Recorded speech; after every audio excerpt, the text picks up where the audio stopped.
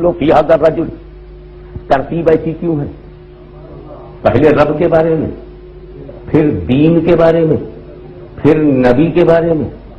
ایسا کیوں نہیں ہے کہ پہلے اللہ کے بارے میں پوچھا جاتا، پھر رسول اللہ کے بارے میں پوچھا جاتا، پھر دین اسلام کے بارے میں پوچھا جاتا؟ ایسا کیوں کہ پہلے خدا، پھر دین، پھر مصطفیٰ؟ قبر کے سوال کی یہ ترتیب کیوں ہے؟ من ربوں کا، ماں دینوں کا، ماں کنتا تقولو فی ھذا الرجل، پہلے خدا کے بارے میں. اب اس کو ایسے سمجھو، فار ایگزامپل میں نے حضرت پیر فیاض الحسن صاحب قادری سے یہ گزارش کی کہ حضرت تخلیہ کرا دیجیے، بالکل تخلیہ کر دیجیے. ساری پبلک باہر چلی گئی. پھر ایک چادر کے نیچے میں نے ایک آدمی کو لے جایا اور چادر اس پر ڈھانک دی. چادر میں نے ڈھانکا اور پھر حضرت سے کہا حضور سب کو بلا لیجیے. سب آ گئے اندر. اب میں آپ سے پوچھ رہا ہوں، بتاؤ بھائی، یہ چادر کے نیچے کون ہے؟ اللہ کا ماننے والا ہے کہ اللہ کا منکر ہے؟ تو ڈھکا ہوا ہے، تو ڈھکا ہوا. آپ نے اسے دیکھا، کہا ہاشمی میاں. ہاں، چادر کے نیچے ڈھکا ہوا کا مذہب کیا ہے؟ میں کیسے بتاؤں؟ پیریڈ تو ایسا آ گیا ہے، ٹائم تو ایسا ہے کہ چہرہ دیکھ کر کے مذہب بتانا مشکل ہے. انگلینڈ میں، بیلجیم میں، ہالینڈ میں اور انڈیا میں یہ پرابلم ہے کہ ہم چہرہ دیکھ کر کے بھی نہیں بتا پاتے کہ سلام کہوں کہ آداب کہوں کہ نمستے کی گڈ مارننگ. جب چہرہ دیکھ کر کے مذہب پتہ نہ لگے تو چادر کے نیچے کیسے بتایا جا سکتا ہے؟ ذرا پوچھیے، آپ ہی پوچھ لیجئے. میں نے کہا من ربوں کا، تیرا رب کون ہے؟ تو چادر کے نیچے سے وہ بندہ بولا ربی اللہ، میرا رب اللہ ہے. تو معلوم ہو گیا یہ ملحد نہیں ہے، یہ نیچری نہیں ہے، یہ کمیونسٹ نہیں ہے، یہ دہریہ نہیں ہے، یہ قائل خدا ہے، یہ خدا کا ماننے والا ہے. مگر پھر ایک شبہ پیدا ہو گیا کہ خدا کو ماننے والے تو یہودی بھی ہیں، ہندو بھی ہیں، عیسائی بھی ہیں، جینسٹ بھی ہیں، بدھسٹ بھی ہیں، سکھ بھی ہیں. یہ کس مذہب کی بنیاد پہ مانتا ہے؟ یہ تو فائنڈ آؤٹ ہو. تو پوچھا گیا ماں دینوں کا، تیرا دین کیا ہے؟ جواب دین الاسلام، میرا دین اسلام ہے. پتا چل گیا ہندو نہیں ہے، عیسائی نہیں ہے، یہ سکھ نہیں ہے، یہ یہودی نہیں ہے، یہ جینسٹ نہیں ہے، یہ سکھ نہیں ہے، مسلمان ہے. مگر پھر ایک شبہ پیدا ہو گیا کہ مسلمانوں میں بھی تو بہت سے فرقے ہیں. پتا نہیں کس فرقے سے ان کا تعلق ہے. تو پوچھا جا ماں کنتا تقول، اب تو یہ بتا کہ میرے محبوب کو کیا کہا کرتا تھا؟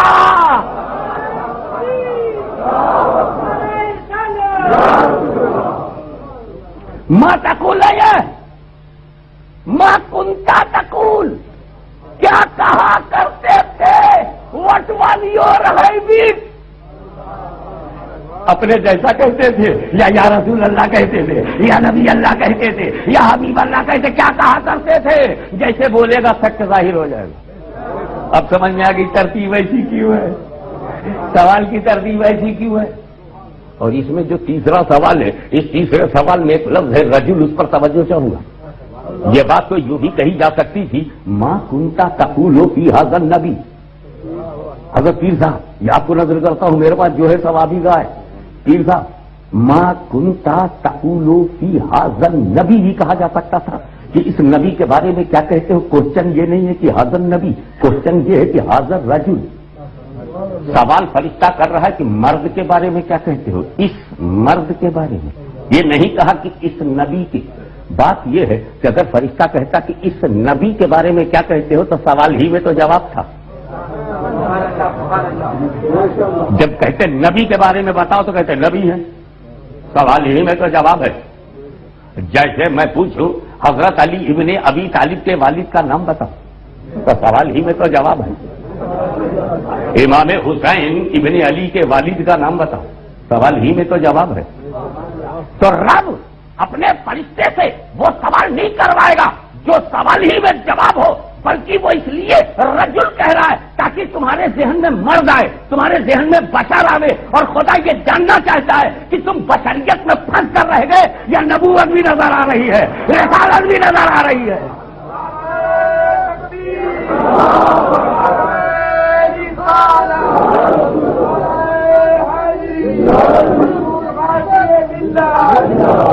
اب آئیے، جب پیر صاحب آ گئے ہیں اور میرا شوق امن پڑا ہے تو میں یہ بھی بتانا چاہوں گا کہ رجل اور مرد اور رجل اور نبی میں فرق کیا ہے۔ نبی رجل میں ڈفرنس کیا ہے؟ کیوں نبی نہیں کہا، کیوں رجل کہا؟ یاد رکھو، رجل ہونے کے لیے جسم ضروری ہے، مرد ہونے کے لیے جسم ضروری ہے، مائن ہونے کے لیے جسم ضروری ہے۔ انگلینڈ سے ایک مائن لے آؤ، اے مائن وداؤٹ باڈی، جو مانگو گے دے دوں گا، جتنے سینٹر کہو گے تمہارے نام لکھوا دوں گا۔ ایک آدمی لاؤ بغیر جسم کا، ہاتھ پیر کچھ بھی نہ ہو، تو وہ تو مرد ہی نہیں۔ تو صرف جسم کو مرد نہیں کہتے، صرف روح کو مرد نہیں کہتے، جب روح و جسم جمع ہو جائے تب اسے مرد کہتے ہیں۔ روح و جسم جب جمع ہو تب اسے مرد کہتے ہیں۔ اور نبی ہونے کے لیے نبی ہونے حکم نبوت کے لیے جسم ضروری نہیں، جسم بشریت ضروری نہیں۔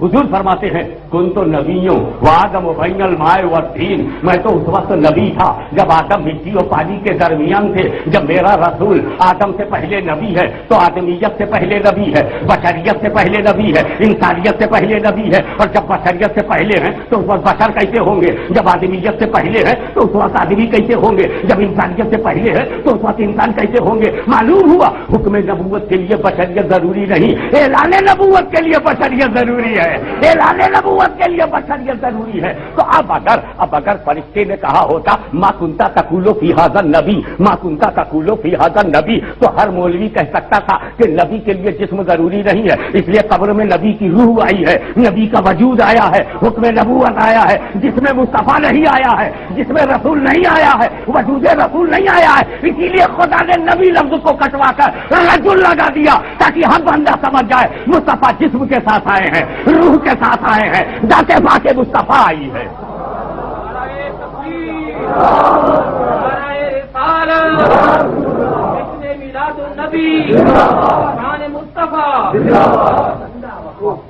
مخدوم الملت حضور محدث اعظم کٹھوچوی رحمت اللہ تعالی علیہ فرماتے ہیں ان کے قدم کے صدقے، ان کے قدم کے صدقے غریبوں کی قبر میں تختے کو آ کے تخت سلیما بنا دیا، تختے کو آ کے تخت سلیما بنا دیا۔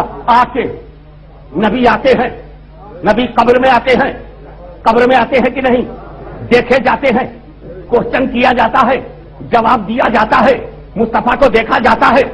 جس پیغمبر کو مدینے سے جھنگ کی وادیوں میں آنے سے کوئی روک نہ سکا، جو کراچی کی قبر میں آنے سے نہ روک سکے، جو جھیلم کی قبر میں آنے سے نہ روک سکے، جس پیغمبر کو میرپور کی قبر میں آنے سے نہیں روکا جا سکا، جس پیغمبر کو دلی لکھنؤ مراد آباد کی قبروں میں آنے سے نہ روکا جا سکا، جس پیغمبر کو انگلینڈ کی قبر میں آنے سے نہیں روکا جا سکا، ارے جس نبی کو دنیا کی کسی قبر میں آنے سے کوئی نہیں روک سکتا، اس نبی کو اس کے میلاد میں آنے سے کون روکے گا؟ مجلس میں آنے سے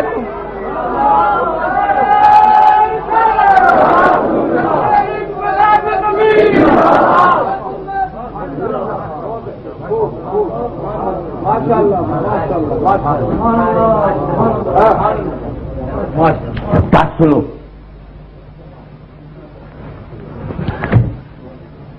نبی کو میلاد میں آنے سے کون روکے گا؟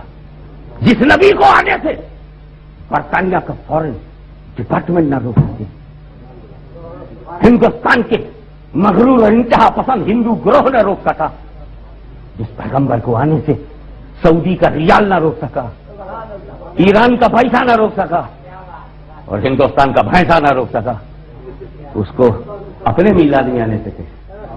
جو نبی غیروں کی قبر میں چلا جائے اسے اپنی محفل میں آنے سے روکو گے؟ اور یہ جو قبر کے اندھیرے میں جانے سے نہ رکے وہ اتنے اجالے میں آنے سے کیسے رکے گا؟ جو غیروں میں چلا جاتا ہے اپنوں میں کیوں نہیں جائے گا؟ روکو. کیسے روکو گے؟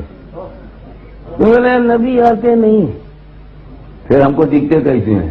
بولے تم نے کراچی کی